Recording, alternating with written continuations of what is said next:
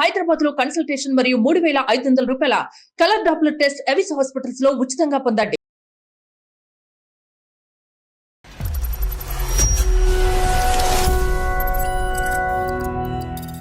మాకు 5 years అయినా marriage లో నన్ను కొంచెం తిట్టడం కానీ అట్లా అరవడం కానీ ఏం ఉండేది కదండి. కిరణ్ కి కూడా తెలియకుండా కిరణ్ మారిపోయాడండి. కిరణ్ మా అత్తయ్య గారు మాట్లాడుకుంటున్నారండి. ఇంకా ఎన్ని రోజులు పిల్లలు లేరు, ఏమీ లేరు, బయట సమాజం ఏమనుకుంటుంది, మాట గుడ్రాలు గుడ్రాలు అని అంటా ఉంటే రూమ్ లో కూర్చుని ఫుడ్ తినుకోకుండా ఏడుస్తూనే ఉండేదాన్నండి. కిరణ్ వాళ్ళ అమ్మ ఇట్లా వేరే దగ్గర ఒక సంబంధం ఉంది, నువ్వు వేరే పెళ్లి చేసుకో, పిల్లలు ఉంటారు, మనకు వారసత్వం కూడా పెరుగుతుంది. పెళ్లి చూపులకి వెళ్ళారండి. మా అత్తయ్య గారు ఒక సంబంధం చూశారు. మా ఫ్రెండ్స్ కి ఇట్లా చూడడానికి వెళ్దాం రా అంటే వెళ్ళాను నేను అని. నేనండి మొన్న పెళ్లి చూపులు అయినాయి కదా సార్. నమస్తే సార్, చెప్పండి సార్. నమస్తే నమస్తే. మీరు ఏమన్నా చూసారా ఇంతకు ముందు సంబంధాలు? మీకు లేదు సార్, నాకు ఇదే ఫస్ట్ టైం అండి. కిరణ్ గారు, నా పేరు డాక్టర్ కళ్యాణ్ చక్రవర్తి. నేను సుమన్ టీవీ అందమైన జీవితం నుంచి మాట్లాడుతున్నాను. మీరు అడ్డంగా బుక్ అయ్యారు. పెళ్లి కాలేదా? ఎందుకు కిరణ్ ఇట్లా మాట్లాడుతున్నావు? ఎందుకు ఫోన్ చేసావు వాళ్ళకి? ఏటీఎం ఎందుకురా దొంగతనం చేసావు అని మేము అడిగితే కనుక ఇక్కడ సీసీటీవీ కెమెరా ఎవడు పెట్టమన్నాడు సార్ అని అన్నాడంట. సీసీటీవీ పెట్టినోడు తప్ప, ఏటీఎం దొంగతనం చేసినోడు తప్ప? ఏంటి మీరు మాట్లాడేది? తనకి పిల్లలు పుట్టారు సార్. కిరణ్ మనకి కావాలంటే పిల్లల్ని తీసుకొచ్చుకుని పెంచుకుంటే నా పిల్లడు అవుతారా?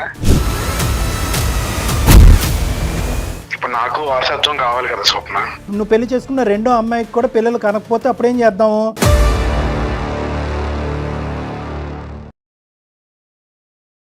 కాళ్లలో నొప్పి, నరాల వాపు వంటి లక్షణాలతో బాధపడుతున్నారా? వెరికోస్ వెయిన్స్ లో అత్యాధునిక చికిత్స Avis vascular centre. Avis hospital సమర్పించే అందమైన జీవితం కార్యక్రమానికి స్వాగతం. నమస్తే కళ్యాణ్ గారు. కళ్యాణ్ గారు, ముందు ఎపిసోడ్ లో మనము స్వప్న అని ఒక అమ్మాయి గురించి మీతో మాట్లాడుతూ మధ్యలో మనకి వేరే కాలర్ మనకి డైరెక్ట్ గా స్టూడియోకి రావడంతో ఆ అమ్మాయిని మనం కొంచెం ఆపాము. స్వప్న, కిరణ్ అండి, వైఫ్ అండ్ హస్బెండ్. పెళ్ళైన 5 సంవత్సరాల తర్వాత తనకు తెలియని చాలా సంఘటనలు తన చుట్టూ జరిగిపోతూ ఉన్నాయి. కానీ ఈ అమ్మాయికి పాపం ఏం తెలియట్లా. ఏదో ఒక పెద్ద విషయం తెలిసి ఏం చేయాలో అర్థం కాక చివరికి మన దాకా వచ్చింది. డాక్టర్ గారి సలహా నాకు కావాలి అని చెప్పింది. ఒకసారి కాల్ చేస్తాను మరి. తప్పకుండా మేడం.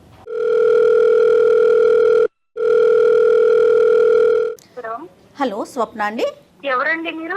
నేను జయానండి, అందమైన జీవితం ప్రోగ్రామ్ నుంచి కాల్ చేస్తున్నాను. మీ సమస్య గురించి నాకు మెయిల్ చేశారు కదా. నాతో పాటు డాక్టర్ కళ్యాణ్ చక్రవర్తి గారు ఉన్నారు.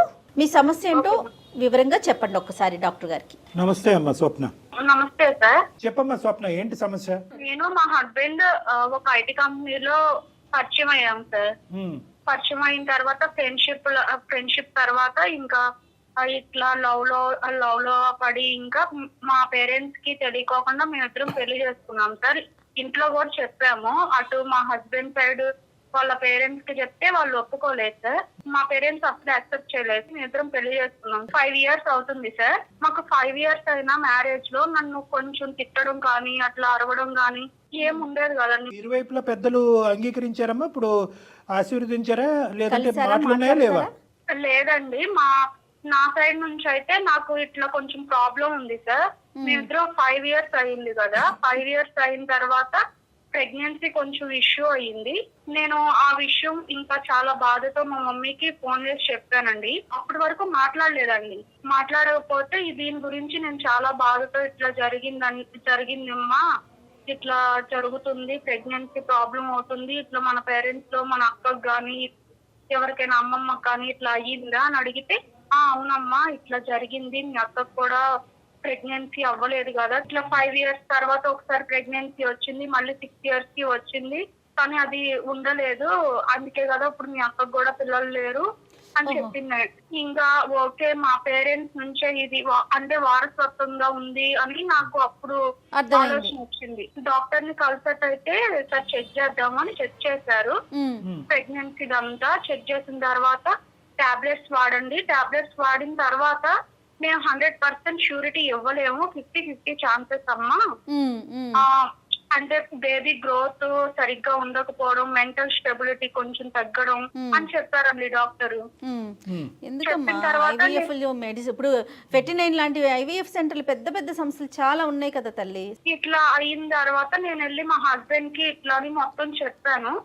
చెప్పిన తర్వాత ఓకే ఓకే అమ్మా ఏం కాదు అంటే ప్రెగ్నెన్సీ ప్రాబ్లం ఉంటే ఏం చేయలేం కదా మనం, నేను నిన్ను ప్రేమించింది కానీ ఇట్లన్నిటిని కాదు కదా అని కిరణ్ ఇట్లా నన్ను కొంచెం ఓదార్చాడండి. ఈ బాధలో ఎవరు లేకపోతే కొంచెం ఓదార్చే వాళ్ళు కూడా ఉంటారు, అమ్మా నాన్నకి చెప్పి అత్తయ్య మామని తీసుకుని రండి అని చెప్పానండి. కిరణ్ కూడా ఒప్పుకోలేదండి. ఒప్పుకోకపోతే నేను ఎట్లా 1 year లో ఆయన ఒప్పించి వాళ్ళ పేరెంట్స్ ని, మా అత్తయ్యని మా మామయ్యని కూడా ఒప్పించి ఇంటికి తీసుకొచ్చుకున్నామండి. ఓకే అమ్మా. సో వాళ్ళు వచ్చి ఎంతకాలం అయిందమ్మా? మేము తీసుకొచ్చుకుని 1 year అవుతుందండి. ఒకసారి నేను బెడ్రూమ్ లో ఉండగా వాళ్ళు బయట కూర్చుని కిరణ్ మా అత్తయ్య గారు మాట్లాడుకుంటున్నారండి. ఇంకా ఎన్ని రోజులు పిల్లలు లేరు, ఏమీ లేరు, ఎట్లా బయట సమాజం ఏమనుకుంటుంది, పిల్లలు ఉంటే ఎట్లా ఉంటది, పిల్లలు లేకపోతే ఏమనుకుంటారు, అమ్మాయి పిల్లలను కనలేదని సమాజం ఏదో బ్యాడ్ గా అనుకుంటారు అని కిరణ్ మాట్లాడుతున్నాడా? ఎక్కువ ఆవిడ మాట్లాడుతుంటే కిరణ్ వింటున్నాడా? మా హస్బెండ్ మాట్లాడట్లేదండి. మా అత్తయ్య గారు కిరణ్ కి చెప్తుంది. అదే కిరణ్ కి కొద్దిగా నైస్ గా ఇంజెక్ట్ చేస్తుంది. Okay okay. మరి ఏం చేద్దామమ్మా అని అడుగుతున్నాడు కిరణ్. నేను విన్నానండి ఆ మాట కూడా. ఏంటో అడుగుతున్న అత్తయ్య గారు అని అంటే ఏం లేదు, అది పిల్లల గురించి అడిగింది అంతే, నేను చెప్పానులే, సర్ది చెప్పానులే, అమ్మ కూడా ఓకే అందులే, ఏం లేదు, ప్రాబ్లం సాల్వ్ అమ్మా అని నాతో చెప్పారండి కిరణ్. సో అది పెద్ద రాద్ధాంతం చేయలే కిరణ్. కిరణ్ కొద్దిగా జాగ్రత్త అయిన మనిషే.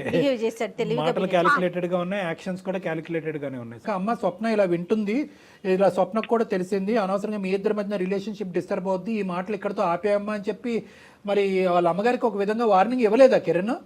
ఎందుకు ఆవిడ అదే పని ఎందుకు కంటిన్యూ చేసింది? కిరణ్ కి వాళ్ళ అమ్మ అంటే చాలా రెస్పెక్ట్ అండి, చాలా రెస్పెక్ట్. వాళ్ళ అమ్మ మాటలు వింటాడు, ఇటు సైడ్ నా మాటలు వింటాడండి. నన్ను అంటే చులకనగా చూస్తారంటారు కదా, తినే వైఫ్ తినతో ఇట్లా ఉండాలి ఇట్లా ఉండాలని అట్లా ఏమి ఉండడు కిరణ్.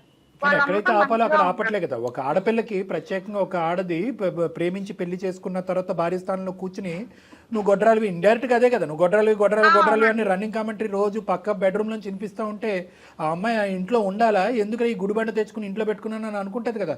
ఆ మాత్రం కిరణ్ కి సెన్స్ ఉండాలి కదా.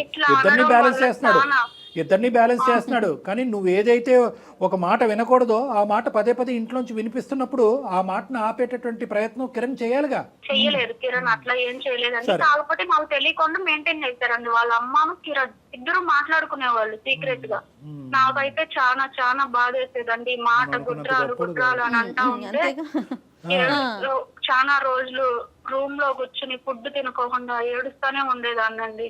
నా బాధ ఎవరికి చెప్పుకోలేకపోయేదాన్ని. ఈవిడైతే మాత్రం డైరెక్ట్ గా నీకేం అటాక్ ఇవ్వలేదు మీ అత్తగారు? లేదండి, నీకేం ఏమడమ్మా ఎప్పుడమ్మా అని అనలేదు, ఓన్లీ కిరణ్ ద్వారా ఎంట్రీ ఇస్తుంది ఈవిడ. అవునండి, కిరణ్ కి కూడా తెలియకుండా కిరణ్ మారిపోయాడండి. ఏదోలే మీరు అలాగే అనుకుంటారులేండి, తెలియకుండా ఎలా మారిపోతారు మన కర్మ. కిరణ్ వాళ్ళ అమ్మ ఇట్లా వేరే దగ్గర ఒక సంబంధం ఉంది, నువ్వు వేరే పెళ్లి చేసుకో, పిల్లలు ఉంటారు, మనకు వారసత్వం కూడా పెరుగుతుంది, గుడ్రాల అమ్మాయిని ఇంట్లో పెట్టుకుని ఏం చేస్తావు, ఈ అమ్మాయిని నిడిపించుకుంది దానివి. ఇట్లా పెళ్లి చూపులకి వెళ్ళారండి. మా అత్తయ్య గారు ఒక సంబంధం చూశారు.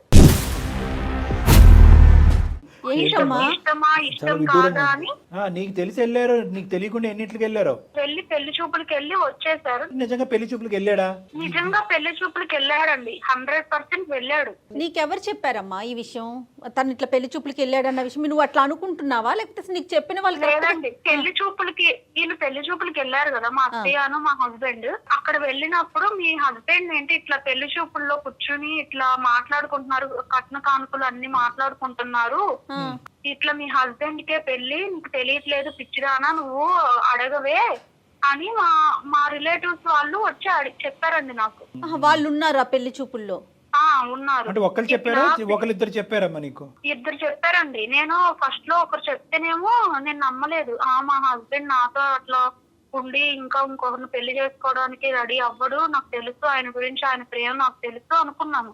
కానీ మా అత్తయ్య గారిని చూడగానే ఇంకా వెళ్ళి వచ్చిన తర్వాత కిరణ్ కూడా అడిగాను, ఏంటి పెళ్లి చూపులకి వెళ్ళారా అంటే వెళ్ళాను అని అన్నాడు. తడబడ్డాడు కొంచెం. నేను పెళ్లి చూపులకి వెళ్ళానే, కానీ నాకు కాదు మా ఫ్రెండ్స్ కి ఇట్లా చూడడానికి వెళ్దాం రా అంటే వెళ్ళాను నేను అని చాలా కూల్ గా సైలెంట్ గా ఆ చాప్టర్ ని అట్లా క్లోజ్ చేసేసాడండి తను. ఇంకా కిరణ్ ఇట్లా చేయడం మంచిది కాదు అది ఇది అంటే కిరణ్ ఇంకా మాట దాటేసేసాడు. అంటే కాదమ్మా, నిజంగా కిరణ్ అబద్ధం ఆడాలి తప్పించుకోవాలి అనుకుంటే కనుక ఏ పెళ్లి చూపులు ఎక్కడ ఎవరిని చూసి ఎవరిని పొరపాటు పడుతున్నారో అనేది కూడా అనలేదు. మా ఫ్రెండ్ సంబంధించిన పెళ్లి చూపులకి వెళ్ళానని అంటున్నాడు. నువ్వు అనే దాన్ని బట్టి ఏంటంటే ఒకరు కాదు సార్, ఒకరిద్దరు చెప్పారు. దాంతోపాటు తడబాటు తర్వాత ఏంటంటే బ్యాక్గ్రౌండ్లో మీ అత్తగారుని కిరణ్ మాట్లాడుకునే మాటలు బట్టి ఇవన్నీ జతపరుచుకుంటే నాకైతే ఖచ్చితంగా ఇతనికే పెళ్లి చూపులు అనే అనుమానం నాకైతే ఉందండి అని నువ్వు అంటున్నావు. అవునండి, కన్ఫర్మ్ గా ఉందండి. ఆయనకే పెళ్లి చూపులు, రెండో పెళ్లి చేయాలని. నువ్వు మాకెందుకు చేసావమ్మా? నీకేం కావాలి? మాకు ఈమెయిల్ పంపించడానికి నీ బాధ మాకు. మీరు చాలా సార్ మీరు చాలా ప్రాబ్లమ్స్ సాల్వ్ చేశారు. నా ప్రాబ్లం కూడా కొంచెం టేక్ చేసుకుని సాల్వ్ చేస్తారని నేను మీ దాకా వచ్చాను సార్. ఏ విధంగా సాల్వ్ అంటే ఏంటి? ఏం చేయాలి? కిరణ్ కి పెళ్లి జరగకుండా చూడాలా? ఈ ప్రాబ్లం ని సాల్వ్ చేయాలి సార్. కిరణ్ ని కాపాడాలా, లేదంటే కిరణ్ ఇన్ఫ్లుయెన్స్ చేసే అత్తగారిని మళ్ళీ సాగరంపాలా, లేదా కిరణ్ అసలు నిజంగా ఇది చేస్తున్నాడా లేదా అనేటటువంటిది నిజంగా ఒప్పుకోవాలా? ఏంటి నీ వాట్ యు వాంట్? మా అత్తయ్య గారు వద్దు సార్. నాకు ఫస్ట్ ఏంటంటే మా అత్తయ్య గారు నేను ఎలా తీసుకొచ్చుకున్నానంటే సార్, నాకు మా అమ్మ నాన్న లాగా ఉంటారని నేను ఆ హోప్ తో తీసుకొచ్చుకున్నాను. కరెక్ట్.